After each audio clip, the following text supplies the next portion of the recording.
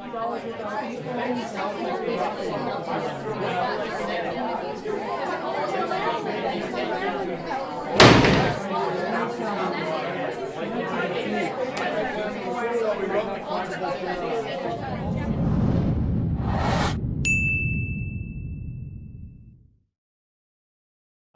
everybody to YOG Talks number 5. I want to thank every one of you for making it here tonight. I say this always, and it is true to this day, that LA is a big place with lots of fun things going on, especially on a Thursday night, and you chose to be here with me. So please give yourselves a round of applause for making it here. Most of you got here on time. I want to make a mention, have a look at this space. What a wonderful space. We love it here at Fabric Studios. And I want to make mention of this amazing art as our backdrop. And we have the artist here. Now, Splinton, did I say that right? That's his artist name. Come to the front, brother. Come on, please. Show your face. Who's that? That's Zoe Kravitz. Who knew that? Oh, cool. Okay. Who's this? That's Ebony Davis. Okay, how much? This is 51.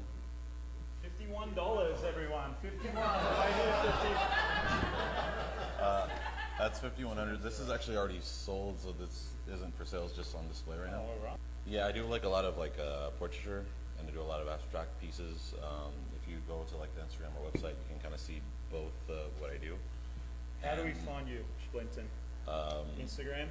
Yeah, either Instagram. What's your handle? Splinton. It's a made-up name, so I can use it for everything. SHPLINTON.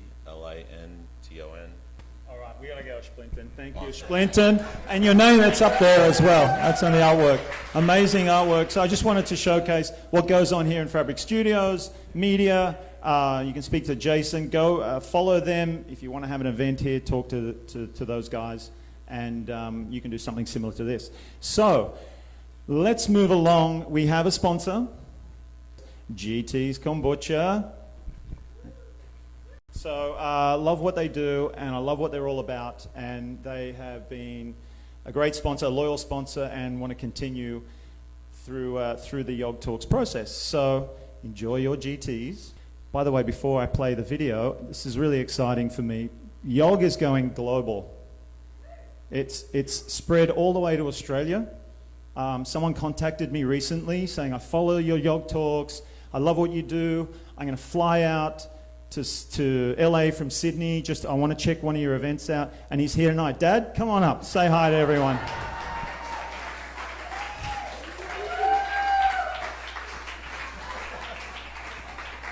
Look at this YOG, look at him. So I'm not going to interview you, don't worry. I just want everyone to see you. So this is, if I'm the YOG father, one of the co-founders, Bruce Fulford is the other co-founder you'll see on the video. This is the grand YOG father. This is the man that, I guess, started it all. So thanks for coming, and go and enjoy the show. Thank you, buddy. Bozza. So you're probably wondering what a YOG is and where the concept came from. Well, it all started with two best mates and roommates at the time. One of them South African, even though he has an Australian name. That's him, Bruce. Don't let the charming photo fool you. He can actually be a bit of a caveman sometimes. And that's the other guy, Mark, aka me. I actually am Australian, if you haven't figured out already. And if you're American, you probably haven't figured it out already. I'm Australian. Anyway, we love to travel. And on one trip back in 2012, we went to China, and then we went on to Australia. We actually went to one of the local bars where the drinking age is not 21, but 18. We felt a little bit out of place. It was as if all the young people in there were viewing us the same way they would view their dad's mate.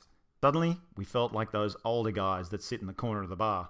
So we had a bit of a cry about it, but then it was okay. We started consoling each other for being the older guys because, let's face it, we still felt young, both in body and spirit. And wait a minute, something clicked. If we're now the older guys and we feel young, we're young older guys. Well, we just stumbled across a world-changing concept, and this is how YOG was born. Anyway, back to that same trip. We couldn't stop talking about it the entire time. We're like, we got to get this YOG concept out there. We've got to send the message. We've got to inspire other men. We've got to start a movement.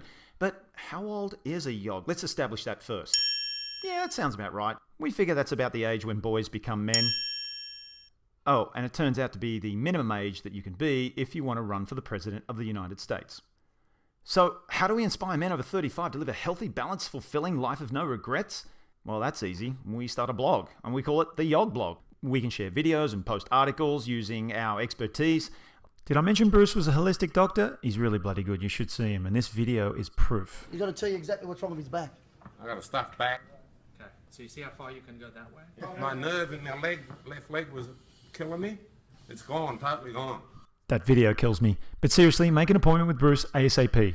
And then there's me. I can share my knowledge on my personal training. So you could start with a nice low impact warm up like this one on the stair climber. Yep, standard. Which is okay, because that's one of the main attributes of being a YOG. Not taking yourself too seriously, having a laugh, bringing the joy, being outrageous, dressing up, not caring what people think about you. It's about being your best self and being bigger than your circumstances. And being a YOG isn't about being a bachelor and chasing young women all the time. No, YOGs come in all shapes and sizes. Like Gary. Gary's a successful businessman, he's happily married, he's got kids, he gives back to the community. He is a YOG. Thanks for coming tonight, by the way, Gary. And the idea behind YOG is to build a community of impactful men and women who are up to big things and inspire each other to live out our vision and give back to the community. Because after all, when we give, we receive. And when we make a difference, that's when we leave a meaningful legacy. Without this crucial ingredient, you can never truly live the YOG's life. Launching from my chest. Some have names, but most do not. If you find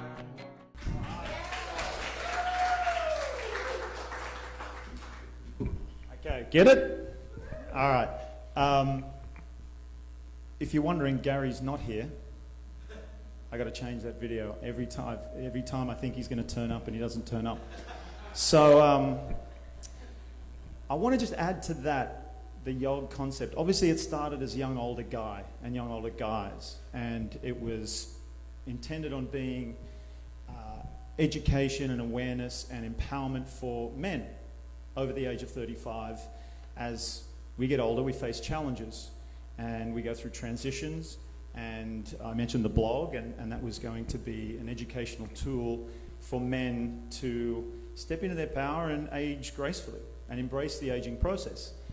I brought the blog to life in the form of YOG Talks, and more women turn up than men. So, because I wanted to have the conversations with women and have men understand, especially in relationship with women. So now the way that this is moving forward is as young older generation. So there's young older guys and there's young older gals.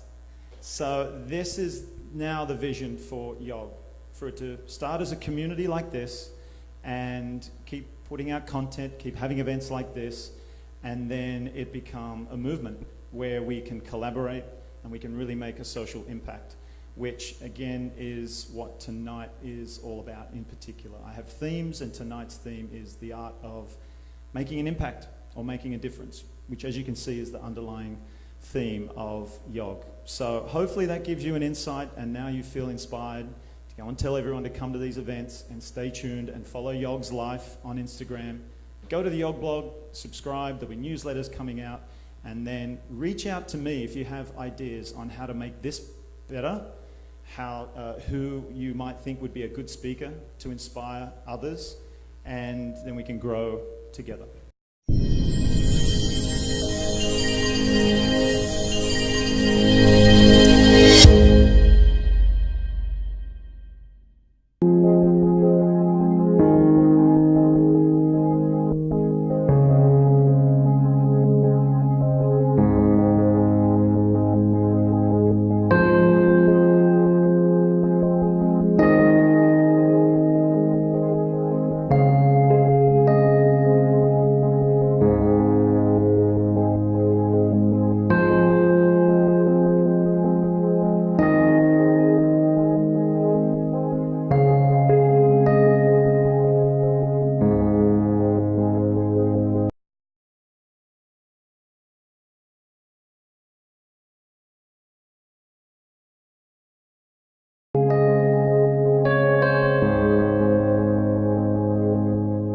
biggest impact that I find over the 2 days of the training is the kids really begin to open up and be their true self. They step into their power, they start communicating, they start opening up about their feelings, they begin to realize that they can set limits and boundaries, say no when they need to, and say yes when they need to. They can start supporting themselves with their own self-esteem. They can turn bullies away, and they can make good choices. What's possible for them. A lot of the kids don't realize the possibility that's available to them, so they're stuck and they're feeling like the circumstances or my community won't allow me to grow. We give them the opportunity to see that possibility, to see how real that growth could be, and then more importantly to take action to go and have it. The coaches come in here and support them, and they really work with them hard, but the kids now know in their heart of hearts, I don't have to be run or dictated to by my circumstances or my environment. I'm the one who decides what happens in my life and the results and outcomes that I get. My name is Josh and I'm a Torch graduate, and one thing I accomplished over this month was becoming more confident and taking action. It made me have better relationships and become closer with more people and just get to know other people.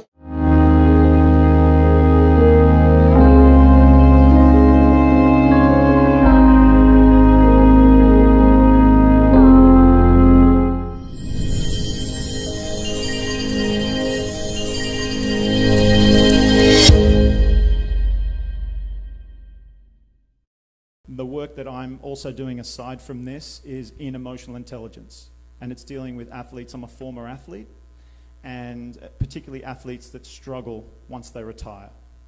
So not just to talk to athletes like Nate there and educate them about moving forward in their career outside of sport, but while they're in the sport, that's when it starts. And this foundation, the Torch Foundation, we're going to have Sally come up and talk about them, is delivering this emotional intelligence work to teenagers. And in my belief, it should start even younger. I want to see the school curriculum have more, if not the majority of the curriculum, be emotionally intelligence-based. Thank you, Mark. All right.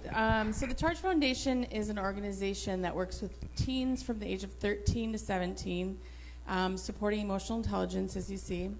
It is an incredible journey for these kids. They come in super tough, really closed down, and when they get at the end of it, they're open to more possibilities. The training teaches possibility and responsibility to the kids and finding ways to achieve limiting beliefs, overcoming obstacles that they think are impossible.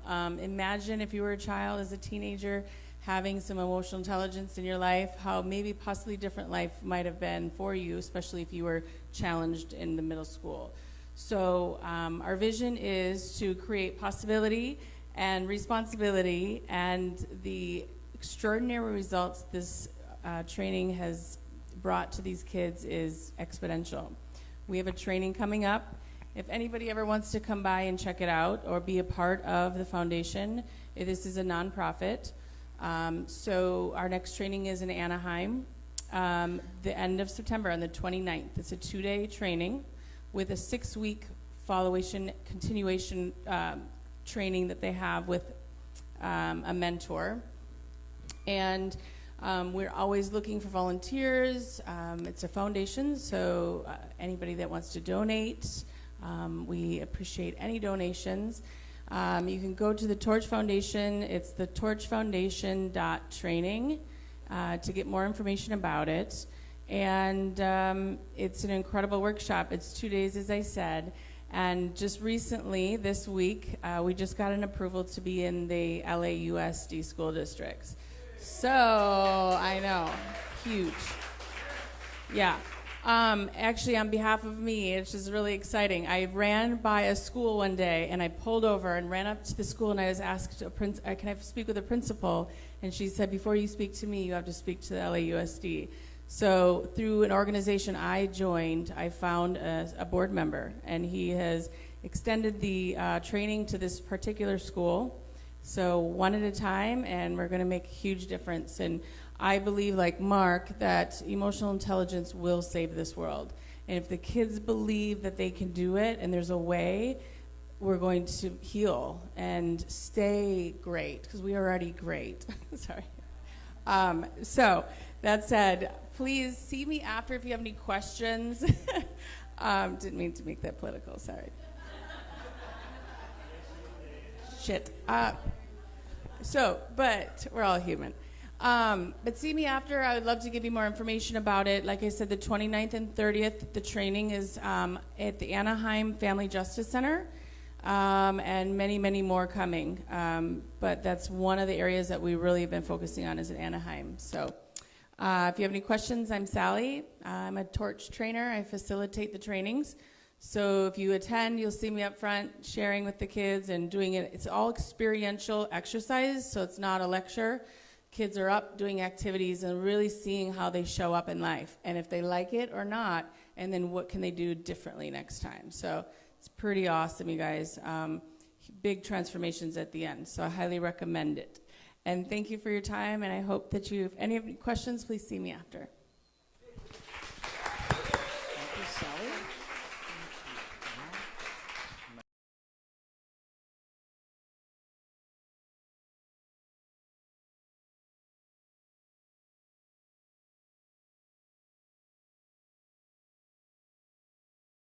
I was 5 years old when something happened that first caused me to be separated from my body.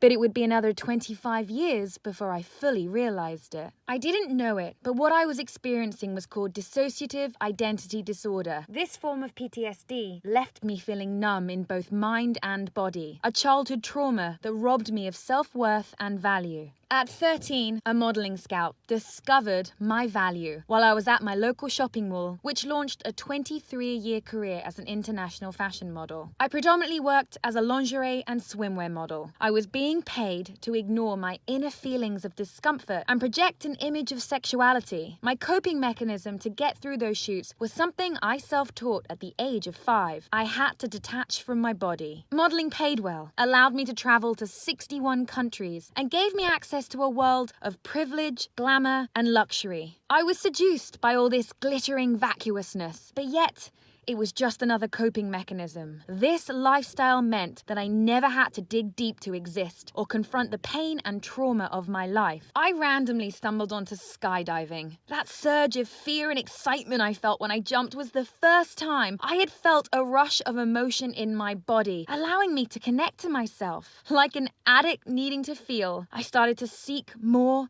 and more high adrenaline activities as a way to just access real emotions. What followed was my second career as a TV host. This job allowed me to tell other people's stories, to live in their shoes and see the world through their eyes. My instinct to heal myself gave me the curiosity I needed to ask the right questions. People trusted me with their secrets. When you can't fill yourself, the next best thing is to be a surrogate for the feelings of others.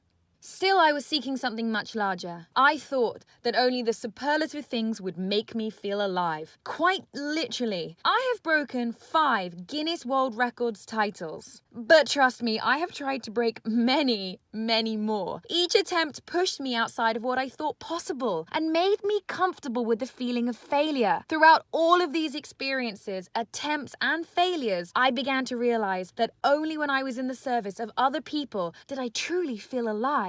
I knew my goal as a host was to either help the people I was interviewing or my audience at home. In order to make money, my days are full of castings, auditions, and the curation of my social media following in order to just compete in my industry. A lot of effort goes into creating nothing. It's a frustrating process, and one that ultimately leaves me no closer to my purpose of helping people. So I just started doing it. Through a chain of asking for help and feeling, I was introduced to a charity called Justice and Care, who rescue victims of child sex trafficking and slavery. In helping to rescue other young people being separated from their bodies, I have found my true purpose in becoming the person I needed when I was younger. I now recognize my own self-worth and value. By liberating the bodies of others, I, in turn, am liberating my own. I wish I could say that I was fully healed.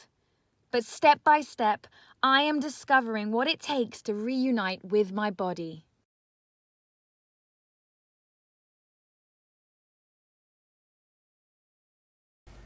We can stop men dying too young by raising funds, awareness, and importantly, raising conversation.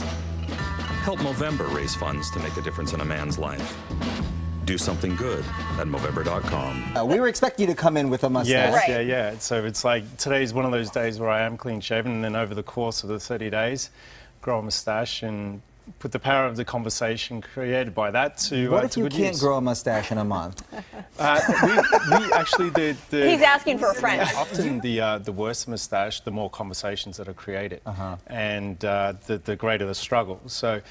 Think of it as like the laziest charity event in the world, where we grow facial hair to raise a lot of money and awareness for men's health. At Movember.com, you set up a profile page, and so many people have so many stories related to either prostate cancer or testicular cancer, and we also support mental health. And the stories are wonderful, and then they use their commitment to reach out and ask friends and family to make a donation. On average, men die 6 years younger than women. One man dies every minute from suicide, and 3 out of 4 suicides are men. We're all about men's health holistically, and you can't sort of disconnect sort of your physical health from your mental health. And yeah, the rates of suicide are shocking, and it's an issue that we need to drag out of the shadows and get talking. They've raised about $800 million now, and Holy shit! Yeah. It's amazing. So it does make us now the biggest funder of prostate and testicular cancer research and support programs in the world. We've redefined charity. We're redefining the way prostate cancer researchers are working together throughout the world.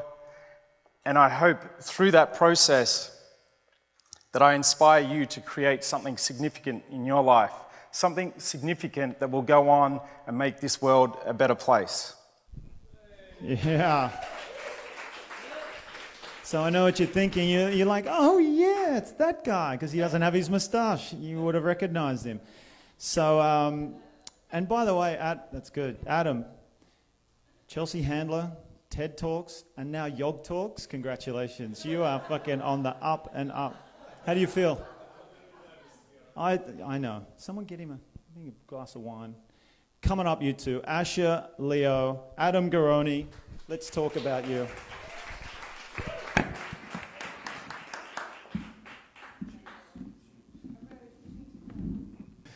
So Asher, we met through one of our YOG, former YOG speakers, YOG Talks #1, Sebastian Terry. And I'm sure you get this all the time. Just you engage in a conversation with someone, it's a little deeper than just surface level, and then you connect and go deeper with what you're up to in the world, and that's just when you kept talking and what you've done and what you've been up to. So interesting, and that story kind of outlined what you've been up to. Can we go back a little bit with, you mentioned, if you're open to talking about the trauma, which is part of what you're transitioning into and the vision that you have now. You mentioned you separated from your body, but you didn't realize it until 25. 25 years later, 30, yeah. Okay. Can you speak into that a little bit more or pinpoint when that moment was and describe it for us? Hi everyone, nice to meet you all. Okay, so I am a sexual abuse survivor, and that is the first time I have ever said that in public. And I've been at home going, quick like a Band-Aid, just say it, get it out. And I'm very glad I did, and I didn't cry, which was wonderful. So thank you for all supporting me. Thank you. And yeah, it's difficult. It's difficult for me, and I realize I talk very quickly in that video. So if whatever you missed, from what happened to me as a child and the career that I then pursued, I basically learned a coping technique of detaching from my body, which is what I'm doing now to get through this talk, so I don't feel all the icky feelings inside, and also wine helps as well. But so basically, it happened to me when I was 5 years old, and for whatever reason, I've read many psychology books about it, the body just stops you from remembering it, locks it inside, and that's it. And I went through a bit of a difficult relationship when I was 30, And for some reason, that was my trigger. And all of a sudden, I started remembering videos, and if you've never experienced this, it sounds really bizarre, but I started remembering like memories that were like little videos in my head that I had never seen before, but at the exact same time I knew were true and familiar. And I remembered then at 30 that these things had happened to me when I was 5, 6 years old. And then what went from then is a lot of self-work, a lot of therapy, and the journey ever since, basically. Well, first of all, thank you for sharing with all of us so vulnerably, and that's, as you've identified, the key to healing and moving forward, and to do it in public is incredibly courageous. So, thank you for giving me the opportunity to do it. We feel honoured that you share with us. So, yeah, thank you. Answered it perfectly. We saw you went into modelling. You're still modelling. Curious to know, you did mention how, I forget the words that you used, but it was a way of disassociating, and you felt numb at times. So can you talk a little bit about the challenges of that career, and if you had, obviously there's a lot of perks, it can be very narcissistic, and I speak from experience, professional sport has parallels. No. I did one hand modelling catalogue. Thank you for Googling me, but I wasn't talking about that. I was talking about sport. Right, that's okay. It was a big gig, hand modelling.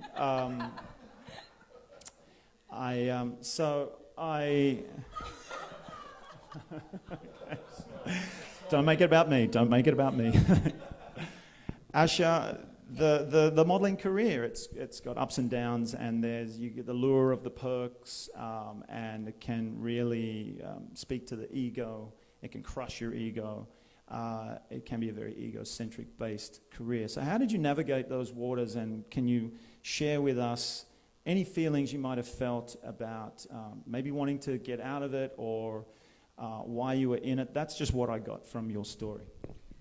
So the hard thing about talking about modeling is that everyone rolls their eyes and goes, oh, it's so difficult being pretty. Tell me about your woes. But it's a horrible industry. It really is a horrible industry. Imagine, this is a community and we all love each other, but imagine having to walk into this room and someone saying, just take your clothes off, and be totally fine being naked, semi-naked, sorry, and then do your sexiest pose. Like, that is just, it's horrifying.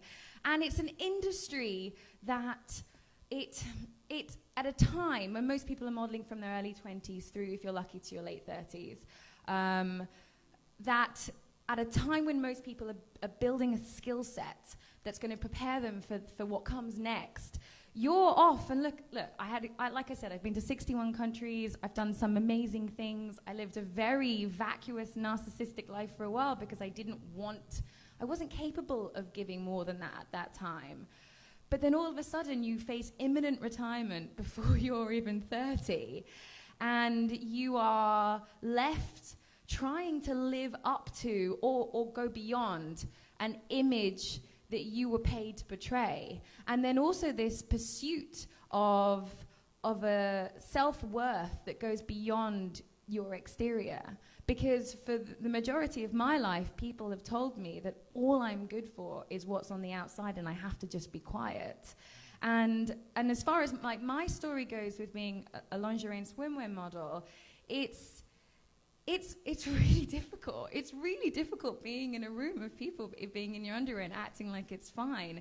And so this thing that I developed, and now I'm realizing it's from when I was a child, was just your head's in one place and your body's in another. And I've had 3 women in my crutch because they're looking at the stitching on my knickers, what do Americans say, panties, and someone making sure that my boobs are, I've got chicken fillets, what we call them. They shove in your bra to make sure they're up there so you can rest your chin on them, and someone else is touching my head and my makeup. And so it's so claustrophobic and it's so intrusive that you almost have to recess into something in order to just survive. And I remember I got one of my biggest campaigns, actually. You walked into a room, very much like this. You walk into a room, and they basically say to you, go behind this screen, try on the underwear. We're going to look at you in your underwear, and then we want to have a conversation with you. And they told me once I booked the job that I was the only girl who stood in the underwear and had the conversation, and every other girl went back, got changed, and came back again. And that really was just because in order to be able to do it, in my mind, there was just such a disconnect that I was like, I can stand in front of strangers and have a conversation like this. It's a very difficult industry, and like you're saying, yes, there are perks, of course. I mean, I'm thankful for what are some of the perks or opportunities rather than? For me, the biggest ones have been travel, and I think one of my biggest advice to people is if you ever want to learn more about yourself, just learn more about other people, and that is by going to other places and having the opportunity to do that. And be paid to do it as well. So, what if you're not as pretty as Hand me modelling, or you, and we couldn't do that? What is your advice? No, actually, don't answer that. I mean, everyone's doing great. Put a pin in that, because what I heard in that somewhere was transition. Yes. I want to come back to that. Let's get up to speed with Adam's story. So, Adam, Movember is just one chapter in your life, a very, very significant chapter, obviously, and I'm sure you've told the Movember story a million times. So tell us the Movember story. Million and one. Actually, sorry, I'm going to stop you. No, Let's get to that. I'll tell it. It's a fucking awesome story. Okay, I was going to build up to it. Anyway, let's go. Movember. It's the most wonderful story, and I'm privileged to be there from the start. And so Movember started in Melbourne, Australia, and the first I ever heard of Movember, I got an email from my brother, and the title, the subject was, "Are you man enough to be my man?" Which is a really interesting email to get from your brother. And he then went on in the body of the email to describe how back in the 70s and 80s, and our dad had this epic moustache, and our cricketers did, and the movie stars, Burt Reynolds, rest in peace. I shaved my moustache to sacrifice that. I actually didn't, but that's a big loss, just generally. Sidebar. And anyway, he said, what we're going to do is have a moustache-themed birthday party for him. And so we decided that we would have two parties, actually. One at the start of the month where he turned up clean-shaven, then one at the end of the month for his birthday. And so we all grew moustaches, 2003, well before the ironic hipster moustache movement. We were the only something like late 20-year-olds rocking moustaches in the world. And the conversations that were created by that were amazing and stunning, actually, around, when we think about stigmas and the stigmas around moustaches.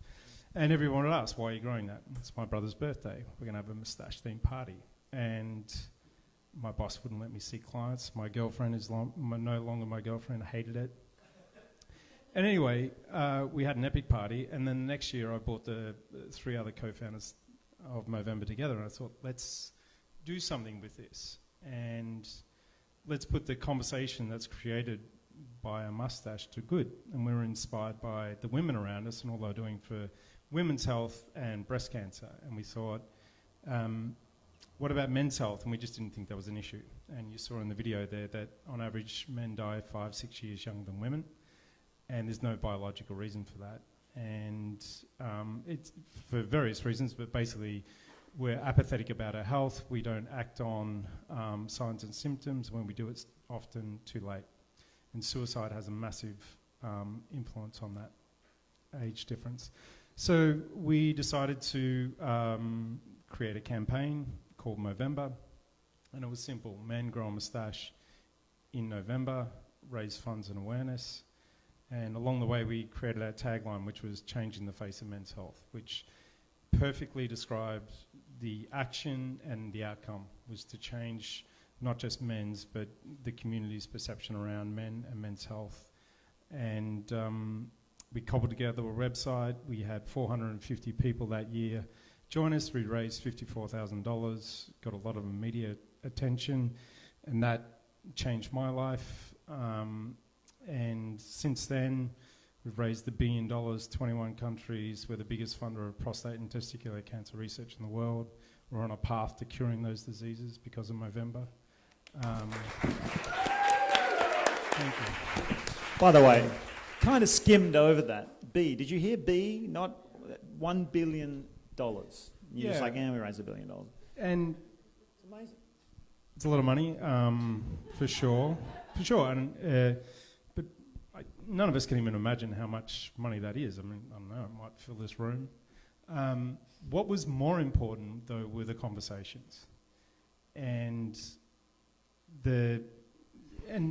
what my passion now is, and I stepped down from Movember as CEO in 2016, and I had various iterations of that career, starting in Australia, and then we launched in New Zealand and came over to the US to take Movember global in 2007. I've lived here in 11 years now.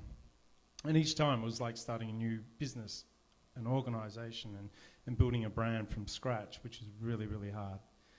Particularly in LA, like 11 years ago, it's like, I created this term called shoulder surfing. I'd be out there like in bars and stuff and talking to people, the weird Australian dude with the mustache. And I could tell when people were getting bored with me because I'd start surfing off my shoulder, looking at who else they could talk to. And it was like, yeah, man, that's cool. Okay, there's someone else I know over there to talk to. But, you know, a big part of that was persistence, and I've lost the train of thought. What was the question? It was like, I don't know, I was just talking, wasn't I? Yeah, but it was the the conversations by far, because were far more important than the $1 billion, because we had so many people, and myself included, and Bubba, who's here somewhere, is a dear friend and a massive Movember supporter from the start. But for so many, there's this misnomer about men that we don't want to talk about what's going on in our lives. We'd rather talk about sport and hand modelling and whatnot. We actually do want to talk about the real stuff.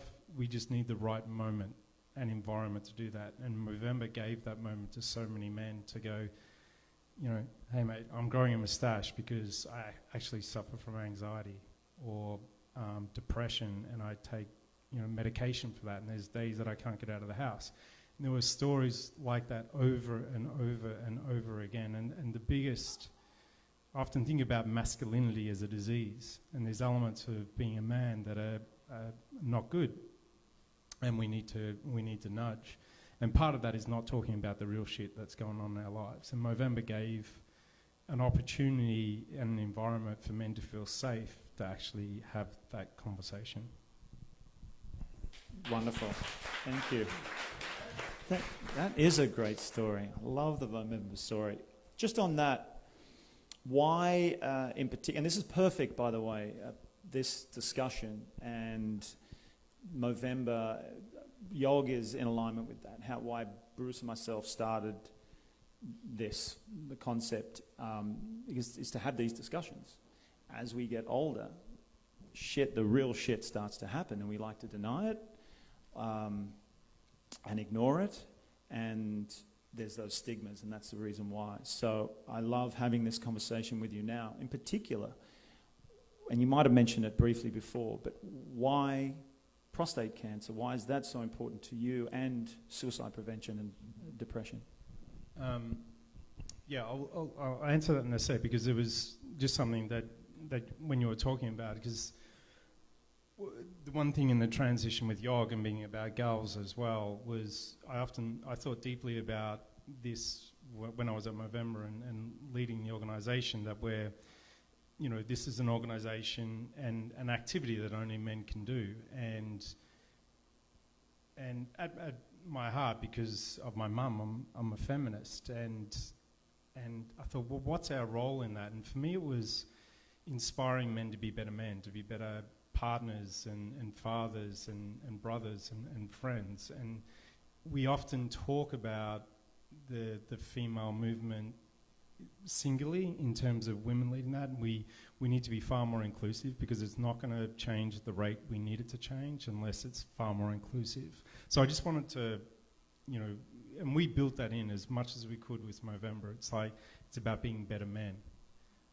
And that's how, if we're better men, we can, you know, we'll be better fathers and partners, and that will only flow and translate into the women in our lives and elevate them in so many ways. So I just wanted to mention that. Back to your question though. So right from the get-go, we decided that we wanted Movember to be about men's health holistically. We had no idea about charity. We had no idea about like medical research or anything. And that naivety was great, because we weren't bounded by what is normal in those realms. And so you think about pretty much every charity, they're very health charity, think about that, they're typically singly focused on a particular issue: breast cancer, prostate cancer, heart disease, or whatever. For us, just intuitively, there was no distinction between sort of mind and body. People often think, because it was my brother and I and two other guys, that our dad was sick from prostate cancer, and that's why we started Movember. And it's like, no, he just had a really sick moustache back in the day. That's why we started it. But we knew we had to have a fundraising focus initially, just to focus the messaging. And at the time, and still now with our Movember, no one was focused on prostate cancer at any significant level. And it affects us the same number of men, roughly, as breast cancer affects women in terms of number of people diagnosed and dying from those diseases. So it became an obvious fundraiser for us. Then, pretty quickly, what we realised, we had our most passionate young supporters were men that had survived testicular cancer, obviously a male-only disease as well. And there was nothing for them. It's a rare disease, but it's the most common cancer for young men, so we added testicular cancer. The one issue that did affect us directly was suicide and mental health. And 3 of the 4 co-founders, we went to the same Catholic boys' school, and between the 3 of us, we had 6 mates that have taken their life. Not during school, but soon after, and you know, one probably 4 years ago. And back then, I can't remember when I graduated, it was a long time ago, it was like 89. The boys, young men that took their life then were gay, and they didn't know, it chokes me up, but they didn't know how to reconcile that. So that's why we added that. And it's sad, it's tragic. And that, you know, mental health, suicide prevention for men and women remains my passion. That's what I work in now.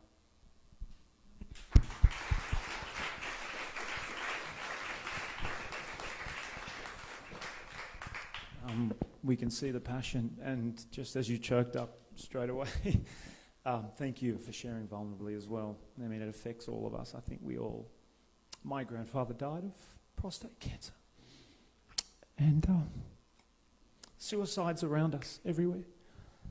I moved into what I'm moving into now because of a former teammate of mine committing suicide 5 years after retiring from what many consider a dream life. So I won't go into that now. All I'm saying is thank you, and I'm with you as we all are, because I'm sure in some way we've all been affected directly or in some way by everything you're talking about. So shifting gears somehow. You talk about transition, and I want to go back to now Asha and actually ask both of you. So again, with YOG, that's what we experience as we age and get beyond, not even just 35, but from university into our careers, from high school to university, but particularly as we get older, there's a lot more transitions and big transitions that happen in our lives, particularly if we get married and have kids, we change careers. Some of us get stuck in our career and too scared to change to another career that we want. Asha, there's been a transition. You're still modeling, but there has been a transition now into what we're talking about tonight, and that's making an impact and making a difference. And your work with, we'll talk about it now, justice and care. Justice and care. Speak a little bit about moving into that now, and then I want to ask both of you a question about transitioning to, help us and inspire us with transitioning smoothly. Well, I covered it in my video where I said that the only time I really felt connected to myself, with all these extraordinary things that I was doing and crazy things that I was doing, the only time that anything, jumping out of a plane was 45 seconds of amazing energy and craziness, but then it just went away. And the only thing that ever really resonated was when I was in service to other people. And I remember one of my first times I'm an ambassador for the Compton Initiative, if you don't know about it. It's 4 beautification events a year, and we help to paint, clean and heal the city of Compton. And I remember the first time I turned up at a school, and I was like, it's Saturday morning, 6:30 a.m., right? And I was like, oh my God, this is gonna take forever. But 2,000 people turned up. And it's amazing how quickly, when there's a sense of unity and community, that you can make a difference. And this school changed from a dirty brown color to an amazing royal blue. Like, in front of my eyes, it just changed. And I think to see that tangible evidence of people working together, oh my God, it resonated in me. I was just like, this feels incredible. And that sparked for me a journey of, how do I do this more? How do I give back? And I went to Africa recently. I was there for 6 weeks. I traveled around the continent, and I met randomly, I met this man who was, he was like 45 years old. He didn't have a family or kids. I think he was like a telemarketer or something. He's from New Zealand, and he was like, I have decided that I'm not satisfied with my life. So he decided that he was going to learn to fly planes. So he taught himself that. And then he moved to South Africa, and now he's a person who is a pilot who flies over the Kruger Reserve to spot poachers of rhinos. So he's helping the terrible, terrible crisis that's happening with rhinos.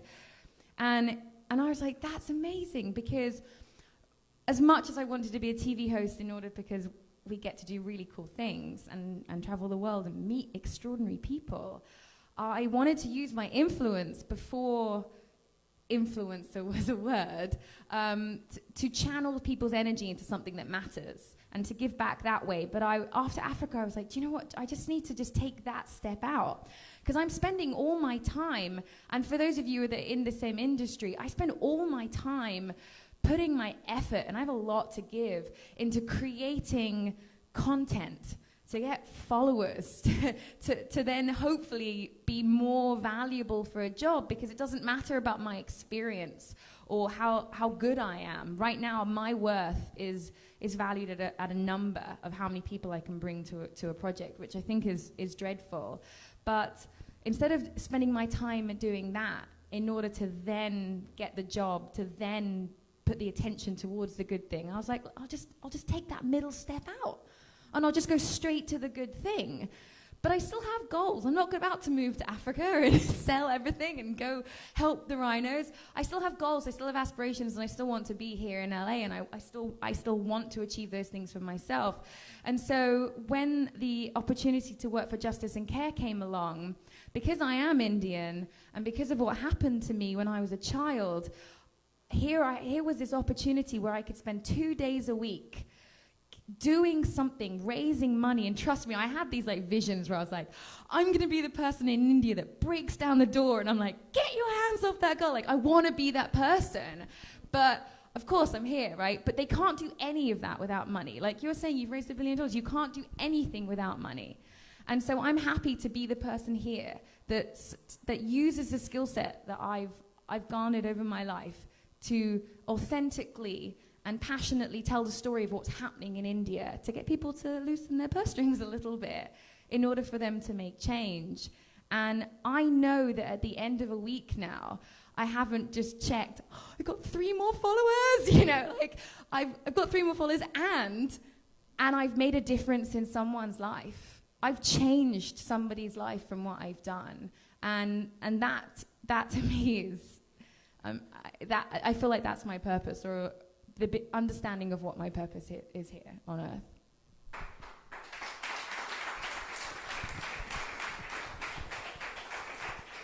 Asha, thank you so much. You answered like 3 of my questions. So that was perfect. Adam, now, not many people know this, but pre-Movember, you served in the military, in the Australian Army, for 9 years? Yeah, 9 years. 9 years. Thank you for your service, by the way. That obviously involves a transition into then what became Movember, and now you're transitioning, you already mentioned, out of Movember into the next step. I just want to talk about that word transition, because we also talked briefly about depression and suicide. And transition and depression and suicide tend to, I know this is quite heavy, we'll lift it up soon, but it's serious and it's real, and when one transitions, we experience that because there's fear, there's the unknown of doing something for so long. And also that particular environment, similar to sport again, but you have that camaraderie which is so unique to many other professions. My question is, if we can get straight to it, you've been through those transitions, now going through another transition. For anybody thinking of doing the same, or have experienced the same, or are in the middle of that transition, what are, if you can even give 3 important tools or mindset to navigate through that as smoothly as possible?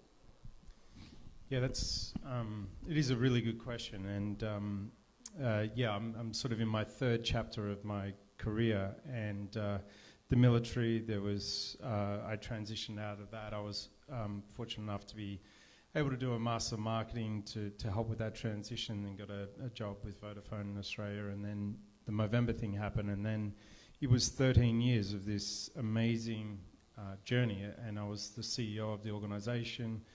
A global organisation, but it was far more than that, because it wasn't a job, it was everything. It was 24/7. We had offices in Melbourne, LA, Toronto, London, Dublin, Cape Town, Auckland, 21 countries. So it was constant, and because of the nature of the work, we were just so invested, and it was just 24/7. Having gone through a significant transition out of the military, where you know, in that environment, that reinforces in many ways a lot of the negative aspects of masculinity, but in that environment there's only a couple of them that works, because you use aggression and control and to be fearless to go into whatever environment it is, and you need that. And then when you're transitioning out, you realize that those skills aren't relevant, and you question whether your skills are translatable and important outside of that environment.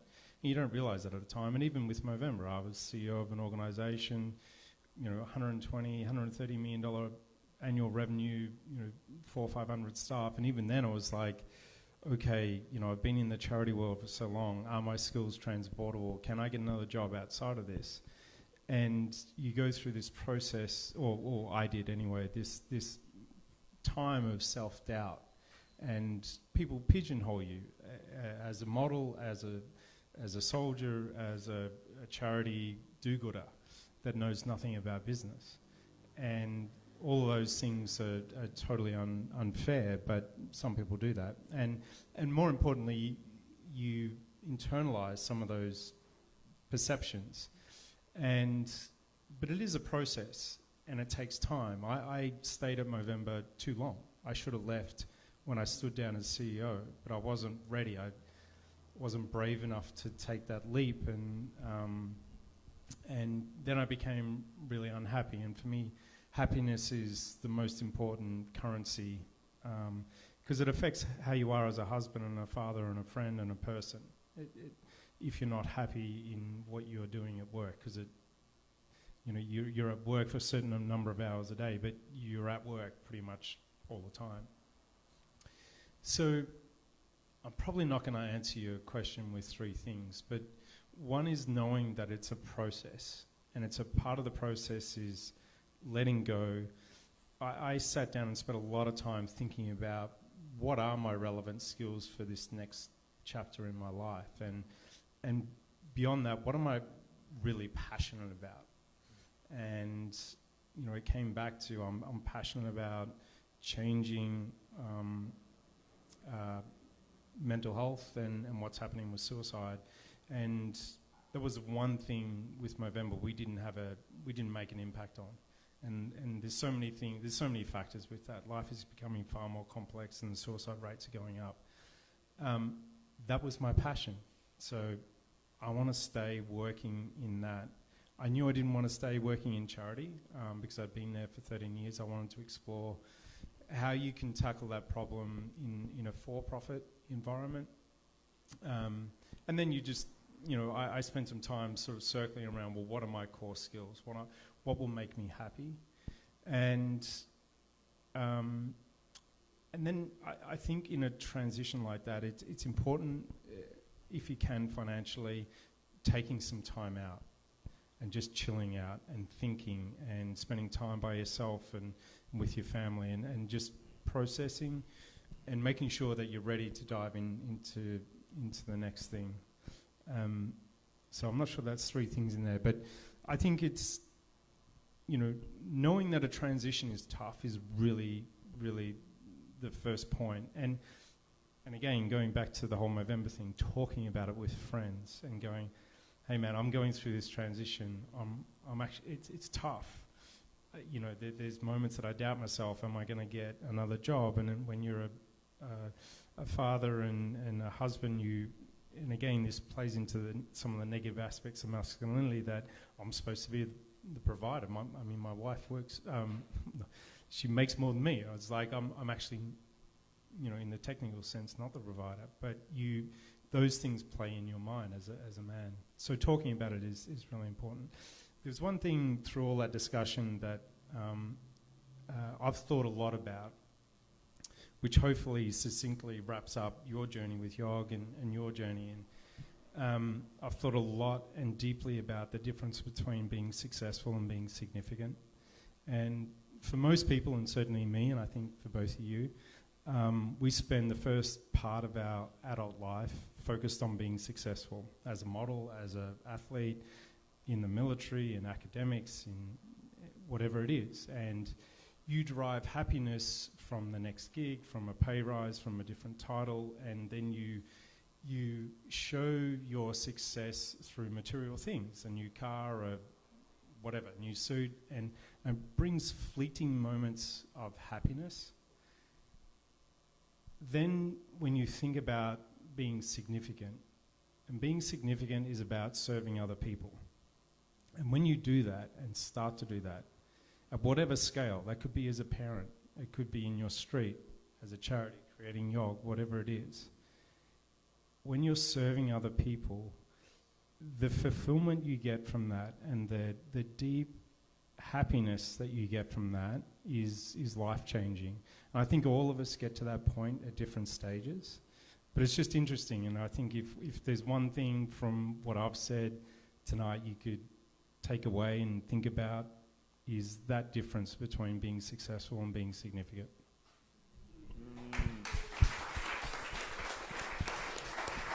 Oh, I counted 4 things in there, so thank you. You did well. Asha, same question, and when I'll have to go after him. No, you don't have to. But a little bit different, and then I'm going to open it up to the floor because I'm sure everyone's just busting to ask questions.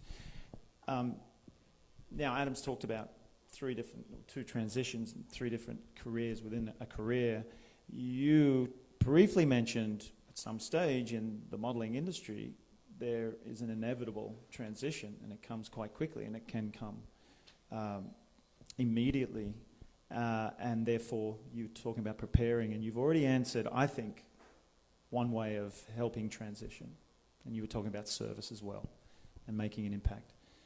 Can you offer anything else, knowing that you are going to have to make a transition already in the middle of it, similar to Adam, that maybe he hasn't touched on? For the women especially.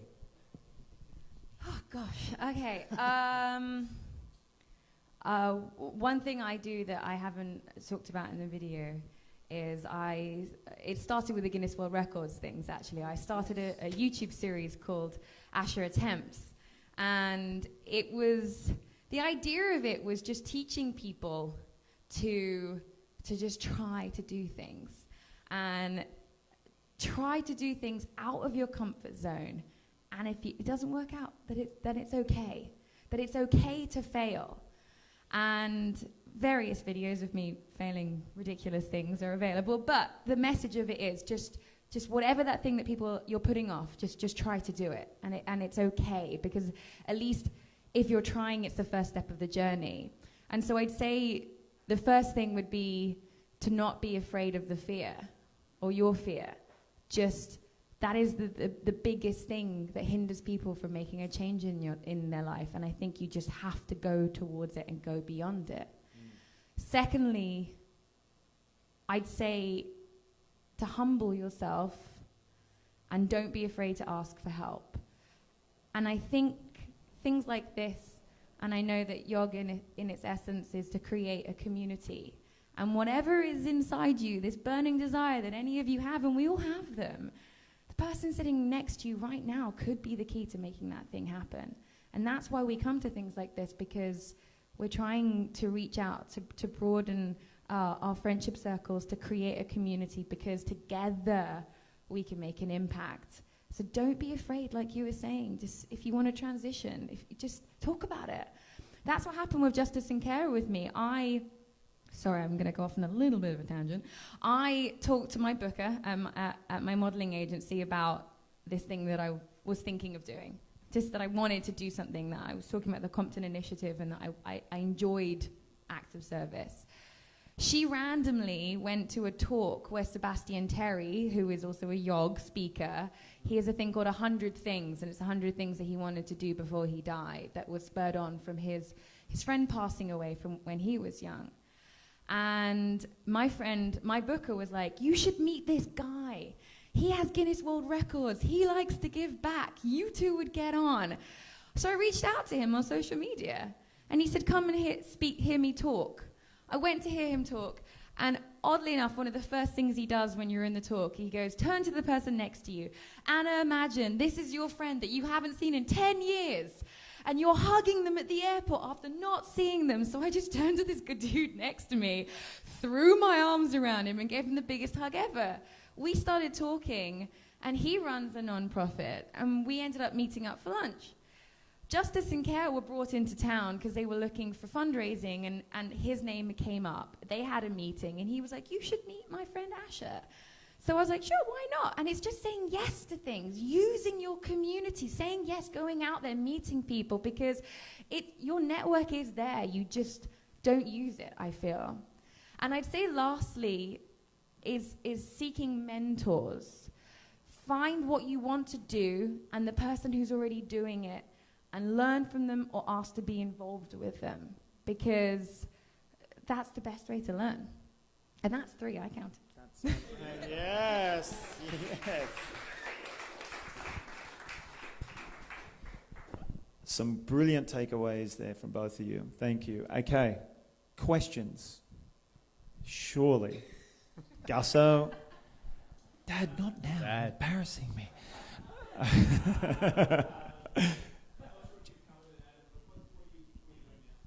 No, I didn't cover that actually. 2 things. One, I'm working for an organisation out of New York called Quartet Health, running their marketing. So they've got a technology platform that links and integrates primary care physicians, so your local doctor, with mental health practitioners. So at its most basic level, it's a referral platform that they can refer patients in, and then we smartly match them with mental health practitioners in their area, and there's the two parts of the healthcare system are totally divided between physical and mental health care. If you go into a doctor and have signs and symptoms of anxiety, they'll prescribe you Xanax. That may or may not be the best treatment for you, and they never typically consider therapy as well. So this is a referral platform to get patients into the right therapists. And that can be acute as well. That could be suicidal patients as well. So that's what's bringing in the income at the moment. The other project that I'm kicking off, and we were talking about it before, is in the cannabis industry, and I'm launching a line of CBD products only. So the products arrived the other day. We're excited. Our merchant account got approved today. So we're very close to launching. The brand's called Remedy Assist, and we're launching with a sleep product called Sleep Assist, Calm Assist for anxiety, and Soothe Assist for pain. And again, my passion in this is as an alternate and natural way to treat those issues, which are all interlinked with mental health. And I'm particularly excited by that industry because of the stigmas that exist around that, and trying to break them down and educate people around the power of this plant that has been with us for 5,000 years. That's at the moment not bringing in any money, but it's my passion. Nice, Adam. You might have to come and stand up. Show yourself. Bradley Cohen. Thank you. Congratulations to you both on channeling energy into really worthwhile projects. I have an awareness around how difficult it can be to see that funding raised goes effectively towards the ends that it's desired for, and I just wondered if you could speak. $1 billion is a lot of money to spend, and I just wondered if you could talk a bit about the challenges about that and what means you eventually found to distribute that effectively. Yeah, that's a really, really, really important question, because people hang on to $1 billion, and it's like that to us meant nothing. It was like, what impact did we move the dial on that sort of stuff? So, again, coming into this with no knowledge around charity and research and whatnot, that naivety served us perfectly, because I think it was about 2007 we raised $100 million, and that was a lot of money. And we were in 6 countries at that point, and we thought, right, let's do an audit of what we were funding and what impact we were having. And at that point, our model was to hand the money over to experts in grant giving and research. We partnered with different organizations in different countries. That was, there were a million highlights, and this is one of the lowlights. It was so frustrating that the people we'd given tens of millions of dollars to, these organizations, they push back and go, no, we're not going to tell you that. No, you are, because we gave you that money. So the first question was, what have you invested that money in? The second question is, what impact have you had?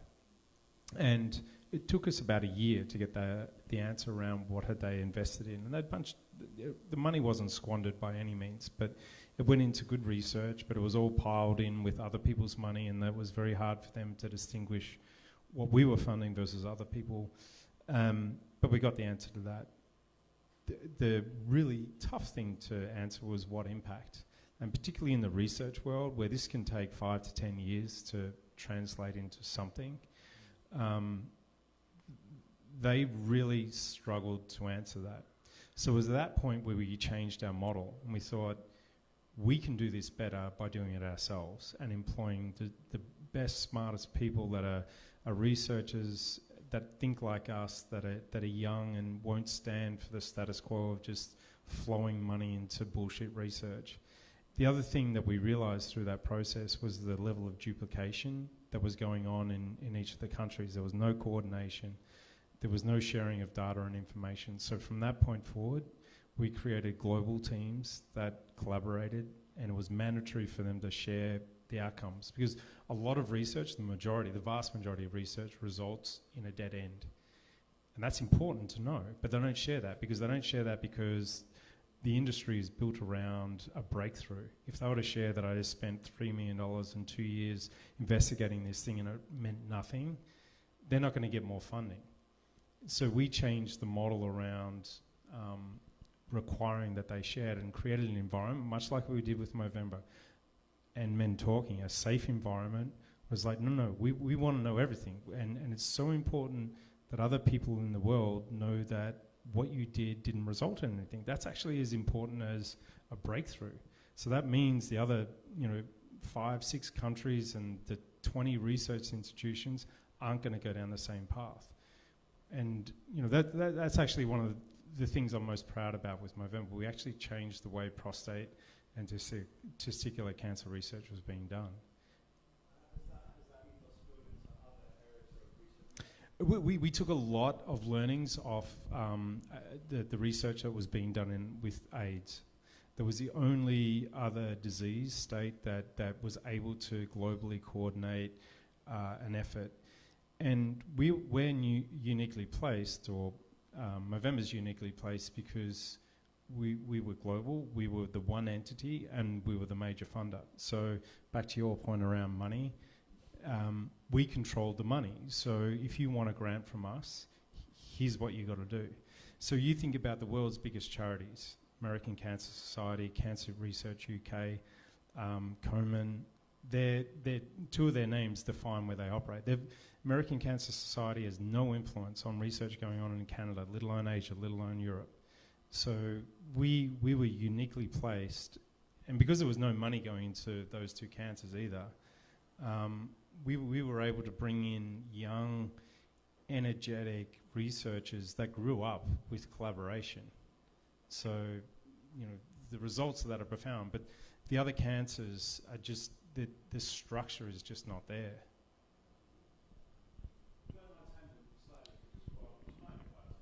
It depends. Does anyone else have a question that might want to ask? I mean, maybe. Oh, look out. Brad, we will just. I'm conscious of the time, and maybe you two can continue, and then I'll put it in the newsletter. Thank you. Great, amazing questions. Bruce, quickly come to the front. YOG father, co-founder. No, come on. They watched a video with you in it. This is the caveman himself. Yeah. What's your question, Brucey? Welcome. Hey guys, I came in late, so I might have missed some of it, and this is directed at you. I'm in the holistic medical world, and I've always been curious, and I've known about Movember forever, and I've always been curious about whether there was any percentage of where the money was going that was actually going into holistic medicine or any research for that, because this is going to be controversial and whatever, but I have a huge problem with where funds are going in terms of cancer research, because it's just this endless amount of money and nothing's happening. There are tons of doctors around the world. There's a bunch in Mexico. There's a guy, Dr. Brzezinski, he's from Poland. He's in Dallas. He spent most of his 30-year medical career in and out of, not in and out of jail, but he's been in jail, but in and out of court. He's been fighting it. Nobody wants holistic doctors around. I've dealt with it myself. I've gone through hell and back, like fighting in this world. So I'm just curious if any of that, in your knowledge, was directed at all into any of that, or is it just kind of flooded into the same thing that everyone else puts it into? Yeah, no. It was two things. One, I'm not part of Movember anymore, so I'm going to speak more freely. But, no, and that's why I figured I could ask that. Thank you. Yeah, no. When you're running Movember, it's you're in the business of building and creating trust, and with the community. That's why people fundraise. That's why people donate. And so when you're in that environment, you tend to gravitate toward, well, we're going to fund research, and people go, that's amazing. You raise $1 billion, you're funding research. That's amazing. It's like, it's not really, because I don't know what's happening, with that. But from a top line messaging, it works. And so to answer your question, no, there was no money going to holistic health, and it depends what you mean by that. I just mean like holistic, because there are centers around the world that focus on that. There are doctors around the world that are literally curing and saving people through holistic means, and we're into all that, but yeah. Yeah, so the one thing that we did do, and we invested and we created a global scientific committee for this and a global fund to this. We with prostate cancer invested and created a clinical trial around the impact of diet and exercise on men that have prostate cancer and it returns.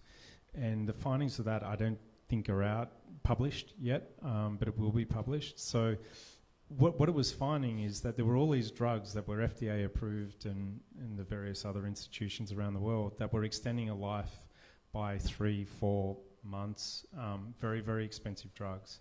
What we were finding is that where the prostate cancer is recurrent in men, the impact of diet and exercise could extend a guy's life by 5 years. So, and there's no money in that, right? So, from a pharma point of view. So, yeah, it sort of depends what you mean by holistic, but we I mean, and preventive as well. Yeah, no. So and a lot of the preventive stuff for us was about the conversation and raising awareness about the lifestyle impacts that can lead to prostate cancer, and testicular cancer is more of it's not so much an environmental thing, it's more a genetic outcome.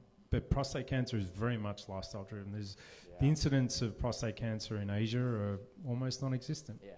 So then you go, it's our diet, it's our lifestyle, it's obesity, inactivity that leads to prostate cancer. So, so we did invest a lot in the impact of diet and exercise on both prostate cancer and mental health as well. So, but that sort of gravitated me toward what I'm doing now and in the CBD space and just looking at these alternate ways to treat some of these issues.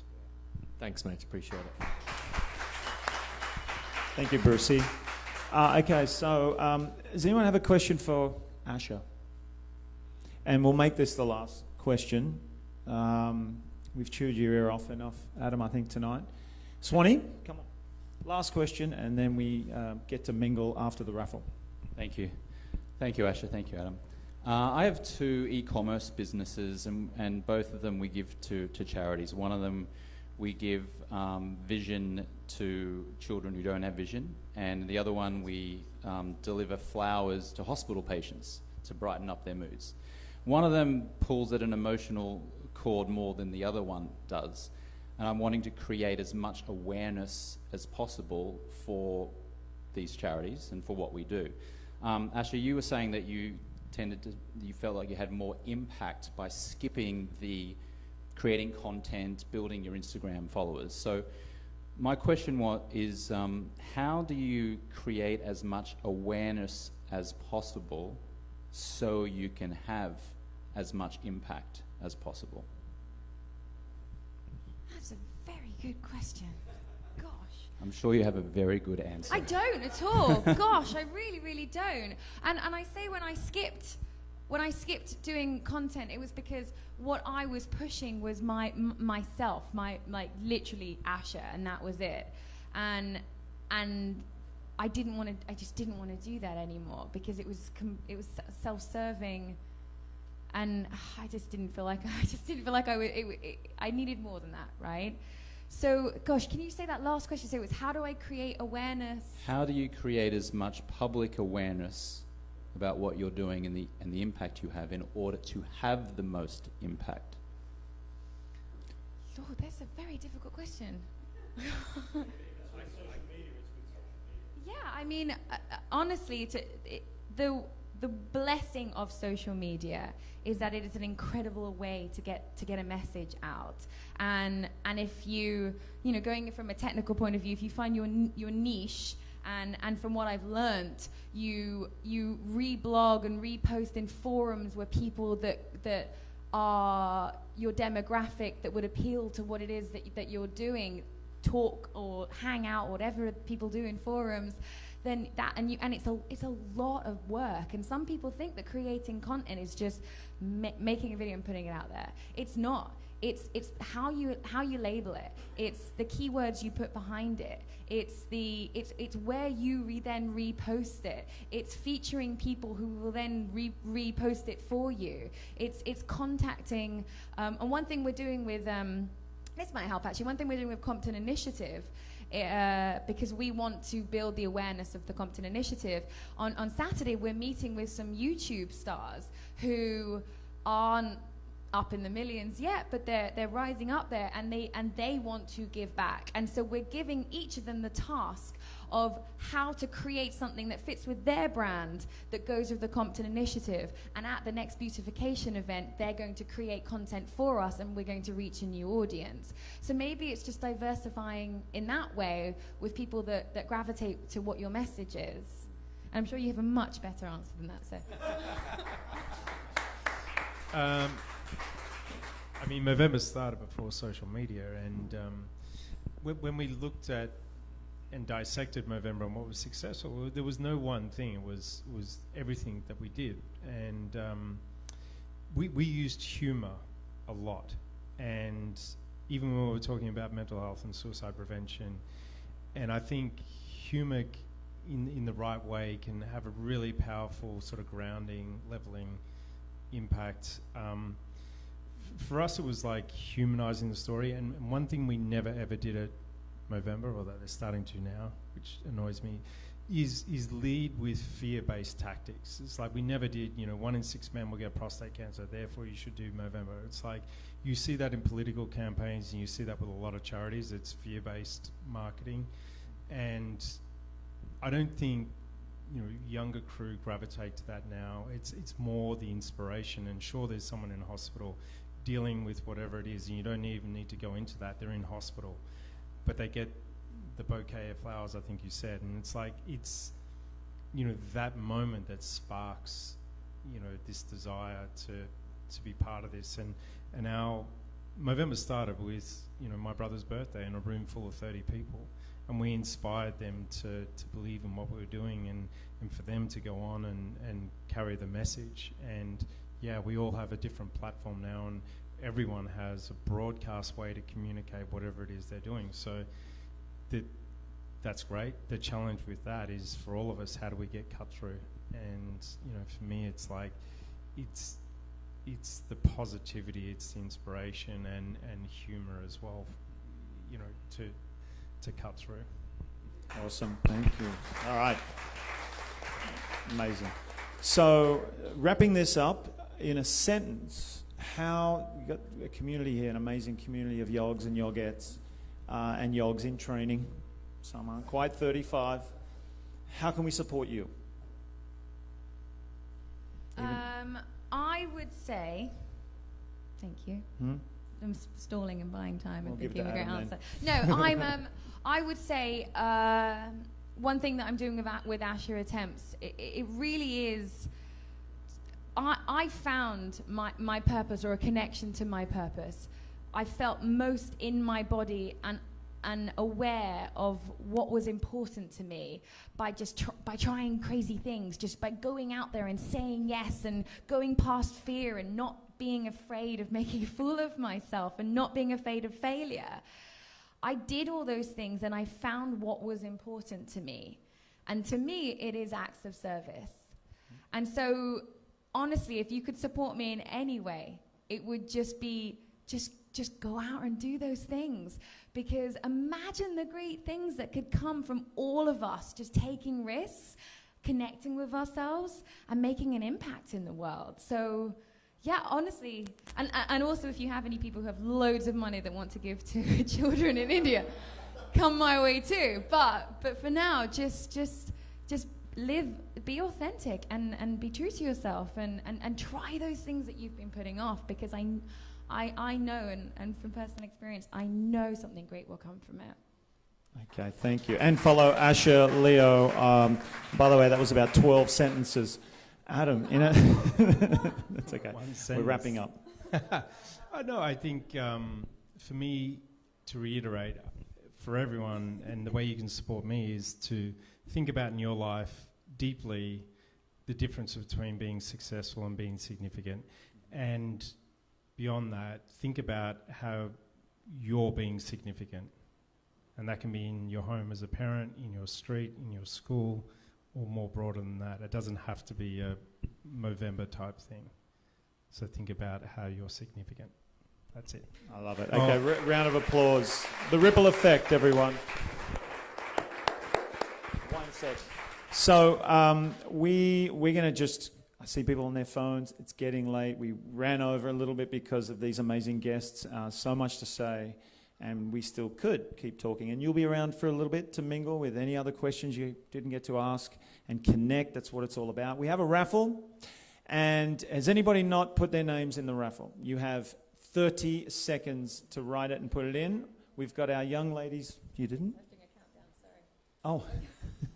So, ladies, come to the front. You remember these two beautiful ladies at registration taking your names, taking your money. Glacy and Bray, can you put the next slide up? Because not only were they supporting me tonight, but they have donated a prize, and they're going to tell us quickly what that prize is and what this is.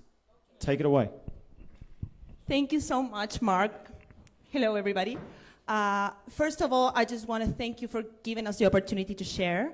And you inspired us with what you do to create our own movement and make a difference in the world and sharing our message that is the self-love journey. And my name is Anne-Marie Dubois. I am from Chile, and I work as a personal stylist, and I teach people how to connect with their power colors. Awesome. Yes. So thank you so much, and acknowledge each one for making impact and make a difference. Because I believe it's not just make a point, and also make a difference in each one's lives. My name is Glacy Antonini. I am an interior design. I'm Brazilian, and I am a wellness coach. And we are here because we are really proud to say that this Saturday, we are doing our first event, Level Up. So, here we go.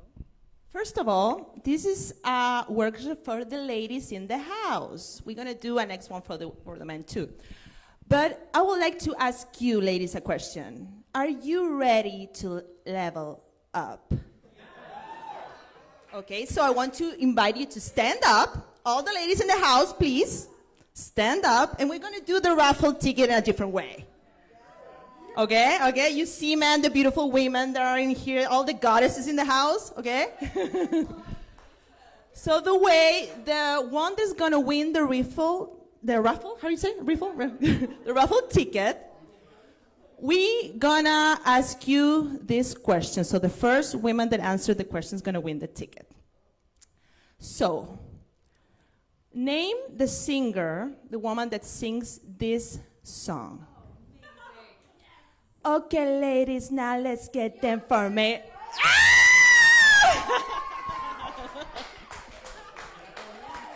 We have a winner, yes. Okay. And for everybody, we would love to have you there. We're bringing the Latin sparkle with this event. I'm from Chile, she's from Brazil, and we would love to see you there. Congratulations. So if your name gets pulled out for another prize, you don't get it. Is that all right? Well, you already got one. That's all right, fine. There's a case of, let's do this quickly. There's a case of kombucha donated by GTs. Ken Dapper, the photographer. Congratulations, Kenny. Kombucha for days, buddy. You keep that. There's a YOG shirt.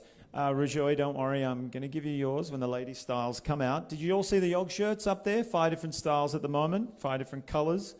And women's. Thank you, Lisa. Beautiful. Only $20. We've got Mo Macomzi. Mo. Yeah, Mo. All right, another women's style. Connect with me and we'll figure it out together. Congratulations. 3 spots. 3 spots. This is tradition here at YOG Talks at the end. And I want us to get mingling. You have the opportunity to donate a product or service of your own for some lucky recipient in here and promote yourself very quickly in the process. So I see Ken Dapper standing up. He just won a prize. See, when you give, you receive. Kenny, what do you got for us? What are you donating? So I do a lot of fine art landscape. I also do lifestyle, but I'll do portrait, I'll do whatever. So I'm offering a free print, a free photo if there's something that you like on my Instagram, let me know what that is, or a photo shoot if you need a business portrait, something for your lifestyle, something to promote yourself. Whatever it is you need, I'm here for you. So. Wow. Kenny, hey. Who's the lucky winner?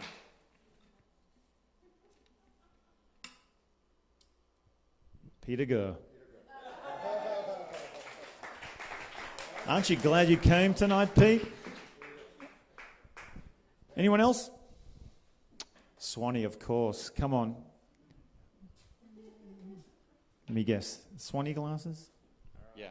I'm going to donate a sleep kit, pair of blue light blocking glasses, sleeping mask, and magnesium spray, and a pair of shoes from my shoe wear company, Floral Kicks, which will have floral patterns on it, pair of Converse with floral patterns on it. Put one up there, go on. I've got some styles. I'll show you on my Instagram if you come up to me and you can choose which one you want. So do we want to do that as 2 different prizes or one? Okay, so this is the sleep kit. Bradley, well done. I'll come over in a second. And a pair of floral kicks.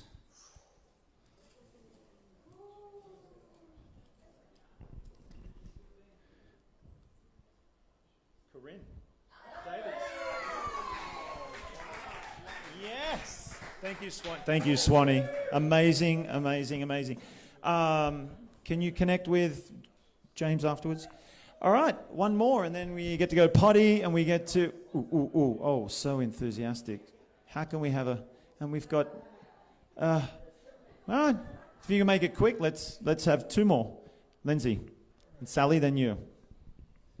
Thank you. Is there anybody from the Cannabis Control Board in here tonight? Okay, good. You are? No, okay. Who likes cannabis?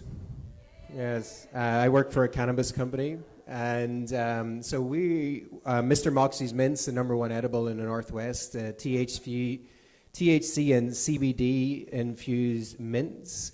They're not here in California just yet. They will be next month, but the prize will be 5. We have 5 different flavors, 5 different variations, different THC, different CBD. So I'll do 5 of our Mr. Moxie's mints for the lucky winner. So I just wanted to make sure I wasn't getting in trouble because I could go to jail for this. So it's very, very strict industry.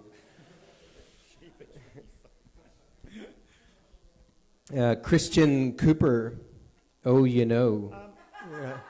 That'll be Kristen Coppin. Kristen Cooper, sorry.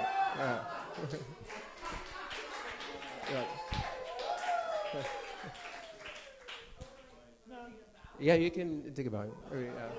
Curtsy. Depends which one, but we can talk later. All right, connect. Quick, Sal, all right, and then we'll have the last one. Thank you, everyone, for being patient.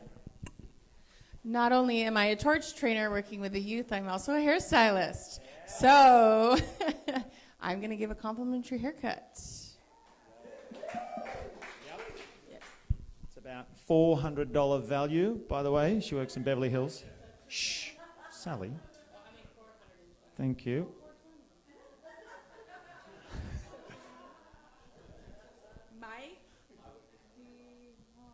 De Leon. Yes, Mikey. Wow.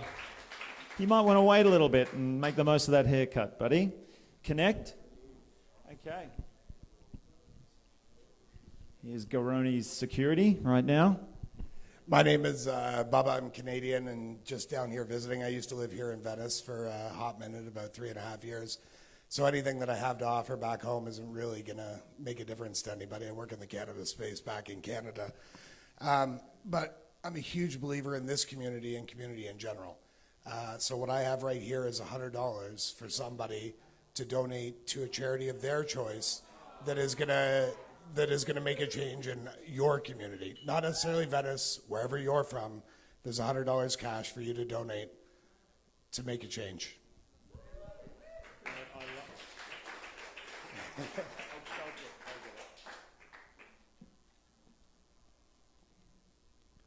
Blue.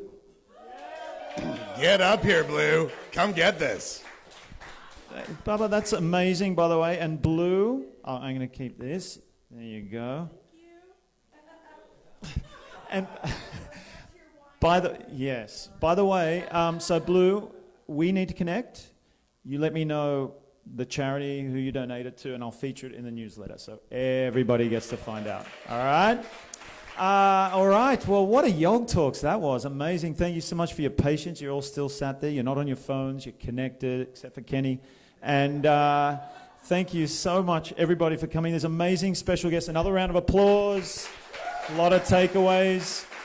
And please, this is a networking event. So if you don't duck out now and get home, connect and mingle. There's more booze. There's some snacks. This is what this is all about. And I will see you at YOG Talks number 6. Thanks, everyone. Love you all.